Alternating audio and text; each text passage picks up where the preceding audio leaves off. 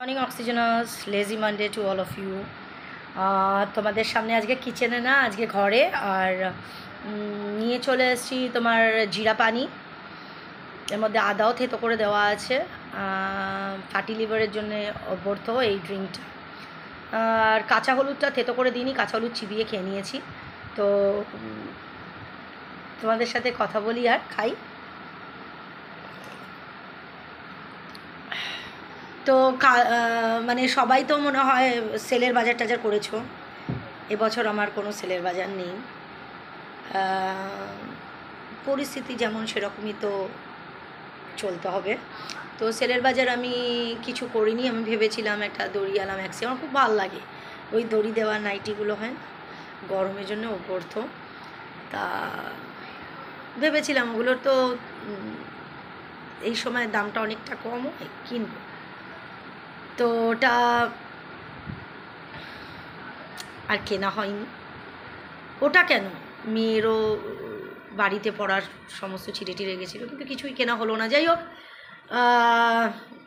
আগে তো কিনতাম না, আগে তো সেলের বাজারে লোকে সেলের বাজারে বাজার করতো আর আমি বাসে করে পড়তে যেতাম, আমি দেখতাম কবে আমি কিনবো। সেটা গত বছর আমার কপাল ছিল, তার আগের বছরও বোধহয় আমার কপালে ছিল সেলের বাজার। এবছর নেই তো নেই, কী করা যাবে আর, তাই না? তো তোমরা সবাই নিশ্চয়ই কিনেছো টেনেছো, পয়লা বৈশাখে সব নতুন জামা কাপড় পরবে।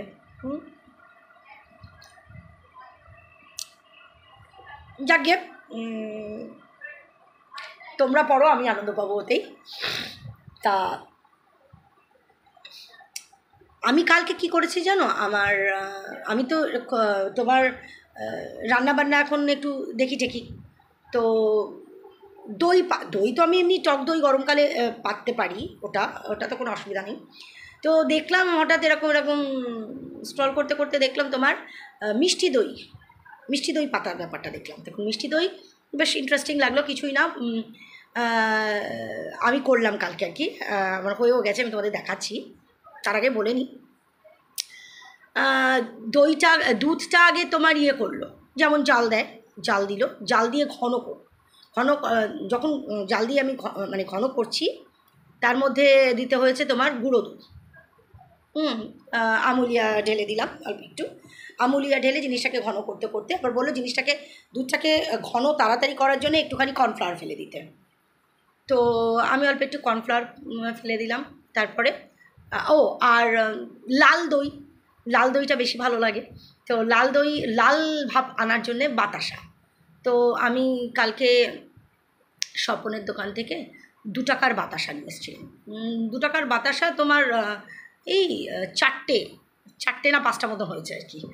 তো 2 টাকার বাতাসা আর দুধ আমার অনেক দিন, বেশ কয়েকদিন ছিল, কারণ আমার লোলো দুধ খাচ্ছিল, কারণ লোলো মাংস ভাতটা খাচ্ছিল না গরমেতে, লোলোকে দুধ রুটি দেওয়া হচ্ছিলো।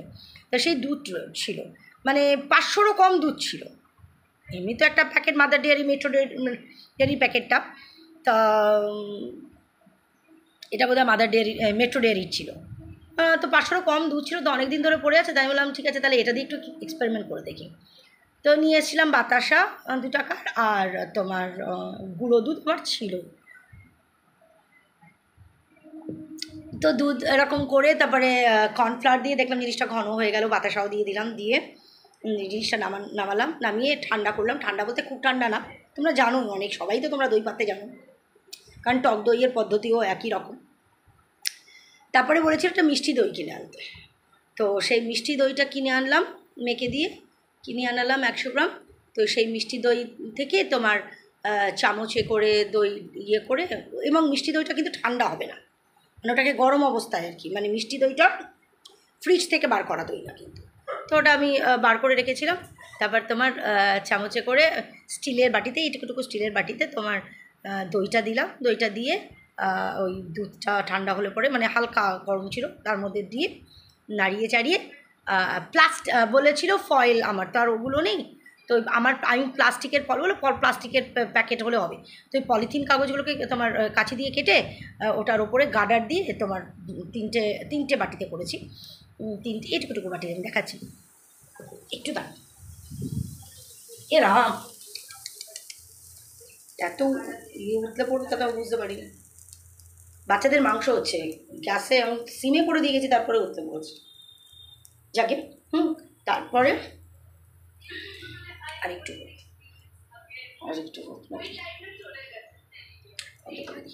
আচ্ছা, তারপরে তোমার ইয়ে করলাম, ঢাললাম, ঢেলে প্লাস্টিক পলিথিনের কাগজগুলো, প্লাস্টিক কাগজগুলো উপরে দিয়ে গাড়ির দিয়ে আটকে দিলাম। আটকে দিয়ে বাচ্চাদের যে চালের ইয়েটা থাকে, ওরা বলেছিল এমনিই রাখতে, আমি কিন্তু চালের প্যাকেটের মধ্যে রেখেছিলাম। তোমাদের এখন দেখাই, আমি রাতে করেছি আর সকালবেলা উঠে দেখলাম জিনিসটা, তোমাদের দেখাই, দাঁড়া। এই দেখো আমি দই পেতেছি, সুন্দর হয়েছে না? লাইটটা জ্বালালে ভালো হতো নাকি? দেখো লাল দই, কিন্তু যেহেতু 2 টাকার বাতাসা, অনেক আট নিলাম না, ওই বাতাসা দিয়ে করেছি, আরও বাতাসা দিলে বলে আরও লাল হতো। কিন্তু সুন্দর একটা কালার, দেখো সুন্দর না হয়েছে? আহা, আমি তো কোনো জিনিস আর কি প্রথমে করে কিন্তু সাকসেস হই না, ম্যাক্সিমাম সময় হয়তো সেটা আমার ফেলিওর হয়।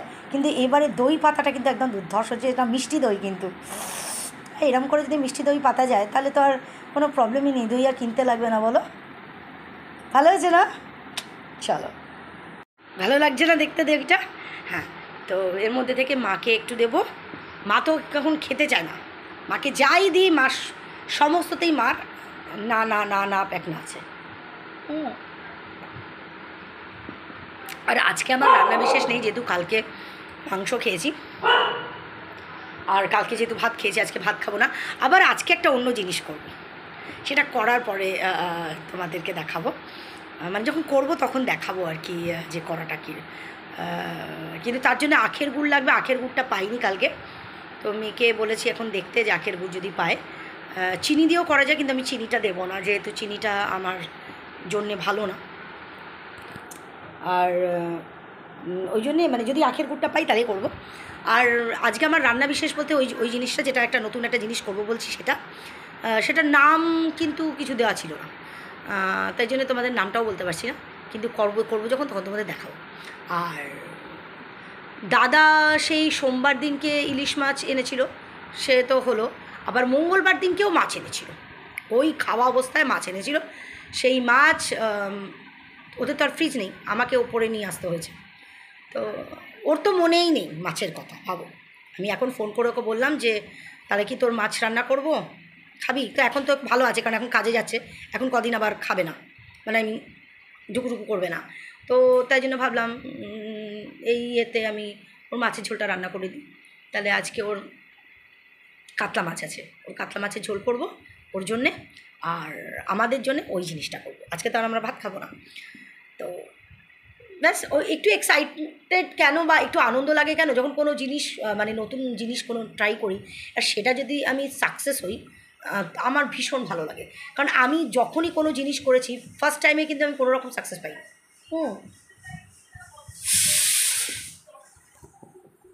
গ্যাসটা বন্ধ করে আসি। আজকে আবার আতপ চাল, বাচ্চাদের আতপ চাল হলে একটা সিটিও লাগে না, তাও আমি একটা সিটি দিই। তা ওই জন্য একটু আনন্দ লাগছে, কতক্ষণে দইটা খাবো।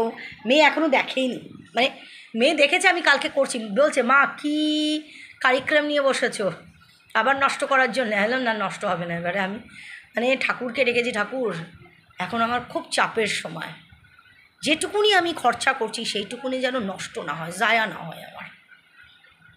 তা দেখলাম না, একদম একদম ঠিক ঠিক ঠিক ঠিক দইটা পেতেছে। তো ওই জন্য মনটা ভালো লাগছে, তাই জন্য আরও কনফিডেন্স বেড়ে গেছে যে আজকে যেটা নতুন যেটা এক্সপেরিমেন্ট করব সেটাও খুব ভালো হবে।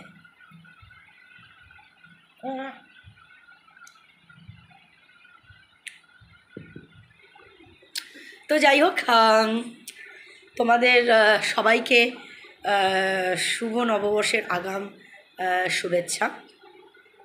সবার এই নববর্ষর ভালো কাটুক, নতুন বছরে সবাই খুব আনন্দ করো। আমার জন্যে একটু প্রে করো, আমার তোমাদের দোয়া, তোমাদের প্রার্থনাটা আমার প্রয়োজন। অনেকেই তোমরা আমাকে বলেছো যে নীল ষষ্ঠী করি কি না। না, আমি কোনো ষষ্ঠীই করি না। আমি আমার মাকে দেখেছি, আমি দিদিকে দেখি। মা তো এখন করতে পারছে না, মা গত বছরের আগের বছর অবধিও মা করেছে, তো এখন মা করতে পারে না। কিন্তু আমার মা একটা টাইমে বলেছিল নীলের ঘরে দিয়ে বাতি, জল খাওয়ারে পুত্রবতী। তো মা বলতো এটা অ্যাকচুয়ালি এই ব্রতটা বা এই উপোসটা আর কি ছেলের মায়েরা করে, কারণ লেখাতেই তাই আছে, জল খাওয়ারে পুত্রবতী। তো সেই থেকে আমি অ্যাকচুয়ালি মানে আমি এমনি উপোস টুপোসের অ্যাথার্জি, মানে আমি উপোসটা করতে পারি না এমনি। হয়তো এই যে দেখো, এই যে সকালবেলা এই যে জলটা খেলাম, আমি এই জল খেয়েছি আমি, কিন্তু সারা সকালে কিন্তু আমাদের আবার কোনো কিচ্ছু খাওয়া না, একটা লাল নয়া দাঁতে কাটবো না আমার, আর সেই গিয়ে 1:30 2টোর সময় কিন্তু খাবো। আমি কিন্তু থাকতেই পারি, কোনো প্রবলেম নেই। কিন্তু যেই উপোস বলে আমি খাবো না, তখনই আমার পেয়ে যাবে খিদে, নয় জল পিপাসা, কিছু একটা পাবে। অনেকে তো দুপুরবেলাও জল ঢেলে এসছে। আমাদের পাশের বাড়ির সৌমি আবার মন্দিরে যায় না, ও যেমন বললো দিদি আমি বাড়িতে বসেই করি।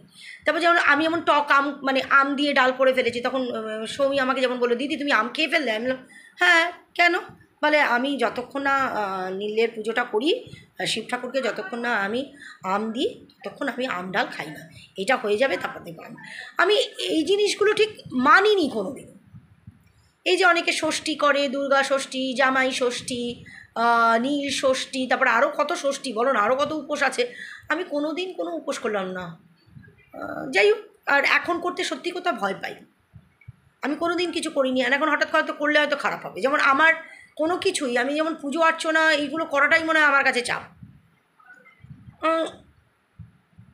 কারণ আমি দেখেছি আমার খুব একটা যে ভালো হয় তা না। এই যে সেদিন সেবার কীর্তন দিলাম পাকলার, মানে আমাদের পিকলার বালবা থেকে রক্ত পড়ছিল, সেটা ঠিকঠাক হলো বলে। কিন্তু দেখো ওই কীর্তনটা দেওয়ার পরেই আমার কুকু মিসিং হয়ে গেল, কুকুকে আর খুঁজেই পাওয়া গেল না। মন খারাপ, এখনও পর্যন্ত আমাদের সেই মন খারাপ চলছেই। আজ 1 বছর হতে চলছে, 20th জুন আসলে কুকুর 1 বছর হবে কুকু মিসিং। তারপর শারীরিক অসুস্থতা তো আছেই, মানসিক আছে। তো ওই জন্য না, তার আগেও আমি 2013 সালে দিননাথ ঠাকুরে পুজো করেছিলাম, তখনও আমি দেখেছি যে আমার একটা শারীরিক একটা প্রবলেম দেখা গিয়েছিল, বাথরুমের একটা প্রবলেম হয়েছিল বিশাল। তো ওই জন্যে না আমার না পুজো আচ্ছা করতে আমার ভয় করে। মানে এলেবেলে করে পুজো যেটা মেয়ে করে ঠিক আছে, মানে নিষ্ঠা ভরে যে পুজো পণ্ডিত দেখে এগুলো করা, এগুলো করলেই আমি দেখেছি আমার উল্টোটা হয়, যখন আমি এখন করতে ভয় পাই। আর এখন ষষ্ঠী সবাই বাচ্চারা করে, মানে সন্তানের মারা করে, কিন্তু আমি ইচ্ছা করলেও আমার করতে ভয় করে। আমি যার কারণে আমি এই সমস্ত ষষ্ঠী এখন মানে কোনোদিনই করিনি, আর করবো এই আর কি ব্যাপার। তো যাই হোক, চলো সেলের বাজারে আনন্দ করো, সব বেডশিট ফেডশিট সব অনেক কিছু টেনেছো হলো। আমার এবারে কিছুই হলো না, যাকে এবছর হলো না, হয়তো পরের বছর হলেও হতে পারে, নাও হতে পারে। চলো, লাভ ইউ অল।